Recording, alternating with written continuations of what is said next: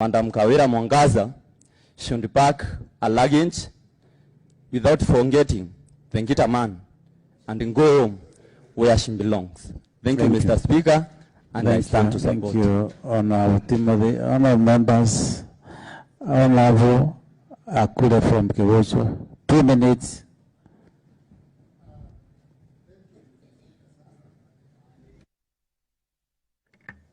Thank you, Mr. Speaker, sir. My name is Stephen Gakule Nchebere. I represent the people of Kigocho Ward. I stand here to support the motion that Kawira Mwangaza, Her Excellency Kawira Mwangaza, should be impeached and go home. This is because I'm very conversant with the government works. Since the institution of this government, I don't remember any Mbondirumu meeting that she has ever convened. She has never convened any leaders meeting.